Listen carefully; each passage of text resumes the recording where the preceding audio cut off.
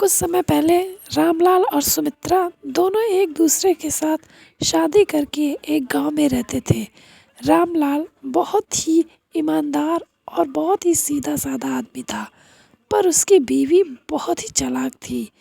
वह काम की तलाश में रोज़ इधर उधर भटकता था। उसे कोई काम नहीं मिल रहा था।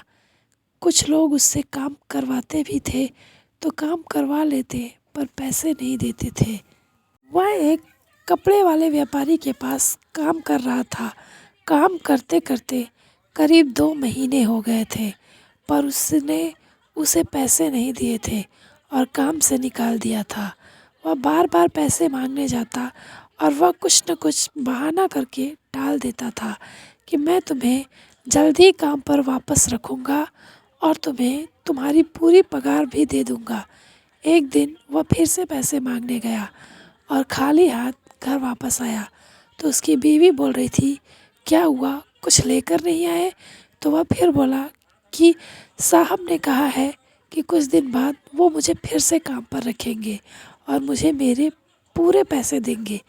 तो वह बोली कि वह झूठ बोल रहे हैं, वह तुम्हें अब कुछ नहीं देंगे, ना ही काम पर रखेंगे और ना ही तुम्हारा पैसा देंगे। छोड़ो, जाने दो, उसके चक्कर में समय मत बर्बाद करो। भगवान का नाम लेकर कहीं दूसरी जगह काम की तलाश करो। दूसरे दिन रामलाल गांव के एक साहूकार के पास जाता है। वहां काम करने की एक मजदूर की जगह खाली थी। वह साहूकार से काम की बात करता है तो साहूकार उसके सामने शर्त रखता है कि मैं 3 महीने तक तुमसे काम करवाऊंगा, तुम्हारा काम देखूंगा। अगर तुम अच्छे से करोगे तभी तुम्हें काम पर रखूंगा, और अगर तुम्हें मेरा काम पसंद आया तो तुम करते रहना। मैं तुम्हें 4 महीने की तनख्वाह दूंगा, और अगर मुझे तुम्हारा काम अच्छा नहीं लगा तो मैं तुम्हें बिना तनख्वाह दिए ही काम से निकाल दूंगा। तो उसकी शर्त वह मान लेता है और यह शर्त के मुताबिक पेपर पे भी साइन करवाता है। तो वह रामलाल पेपर पे भी अंगूठा लगा देता है और काम रोज़ाना करने लगता है। वह उससे बहुत ही मेहनत वाला काम करवाता है, पर रामलाल इतना मेहनती और ईमानदार था कि वह पूरी शिद्दत से उसका पूरा काम करता था।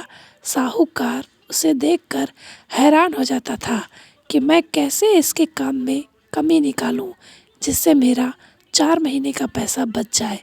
वह एक दिन जाता है और उसे बोलता है कि गोदाम में करीब करीब 50 बोरे आलू रखे हैं, तुम सारे बोरों को निकालो और एक एक आलू देखकर दूसरे बोरों में भरो कि देखो किसी आलू में कीड़े तो नहीं लगे हैं।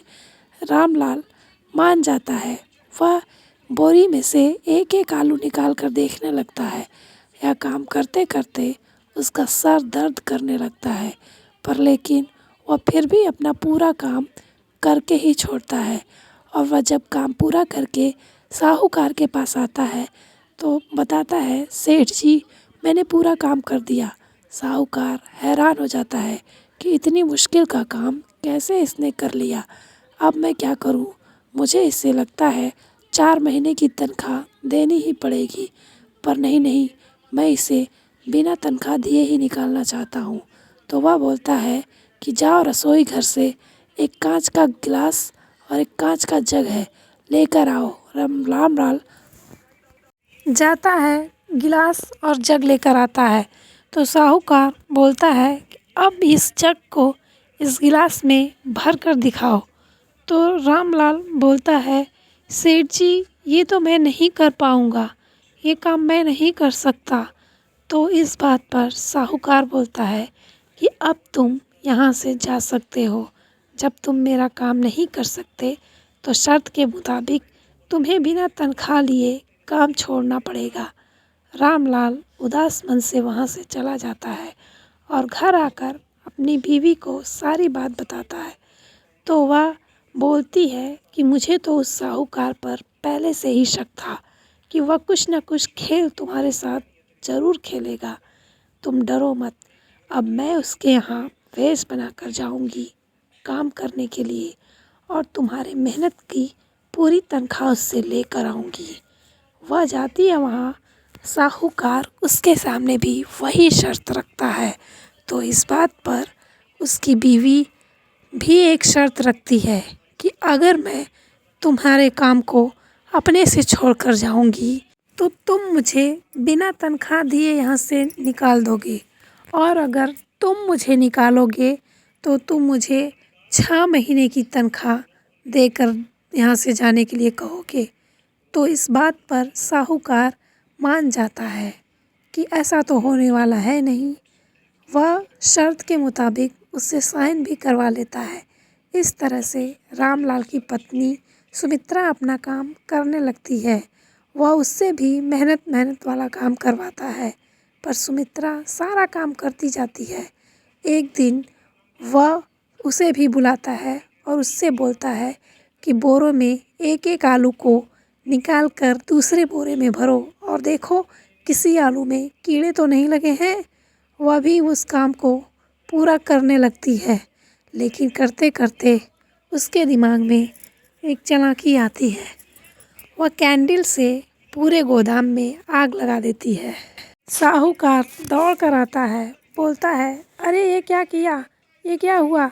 तो वह बोलती है, साहब जी अंधेरा था इसलिए मैं कैंडल जलाकर काम कर रही थी और अचानक से कैंडल से चारों तरफ आग लग गई, इसमें मेरी कोई गलती नहीं है।